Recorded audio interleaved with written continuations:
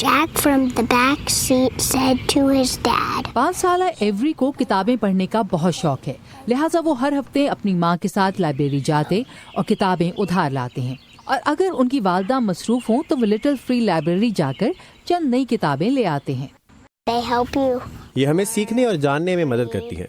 मुझे सांपों के बारे में पता चला कि इनकी कोई टांगें नहीं होती, कुछ की दुम में झंकार होती है और कई शिकारी की आंखों में जहर थूक देते हैं। लिटिल फ्री लाइब्रेरी एक नॉन प्रॉफिट इदारा है जिसका मकसद मुताले से मोहब्बत को फ़रोग देना है। ये इदारा चंद खानों पर मुश्तमिल ऐसी लाइब्रेरीज मुख्तलिफ मकामात पर कायम करता है।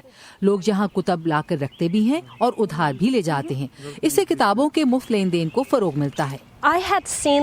मैंने दूसरे मोहल्लों में लिटिल फ्री लाइब्रेरी हर तरफ देखी थी और मुझे ये आइडिया बहुत अच्छा लगा कि लोग अपने मोहल्ले से ही किताब उधार ले सकते हैं। लाइब्रेरियाँ बहुत अच्छी जगह हैं, लेकिन ये कितना अच्छा है कि आपको अपने घर से चंद कदम के फासले पर वो किताब मिल जाए जो आप पढ़ना चाहते थे। उधार लें, जब तक चाहें अपने पास रखें, तोहफे में देने का कह सकते हैं।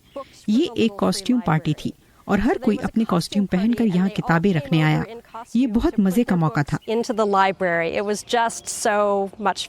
इस नॉन प्रॉफिट इदारे का कहना है कि गुज़श्ता 10 सालों में उन्होंने 85 मुल्कों में ऐसी लाइब्रेरीज बनाई हैं। गर्ल स्काउट्स ने भी अपने एक स्कूल कैंपस में लिटिल फ्री लाइब्रेरी खोल ली है। पढ़ने वाले लीडर बनते हैं और गर्ल स्काउट का मकसद ही लीडरशिप की सलाहियतों को फरोग देना और लड़कियों को वो हुनर सिखाना है जो लीडर बनने के लिए जरूरी है। गर्ल स्काउट्स और सहाफ़ी केट लाजरोफ का कहना है कि छोटी लाइब्रेरीज मुताले से मोहब्बत को फरोग देकर हर उम्र और तबके के लोगों को करीब लाती हैं।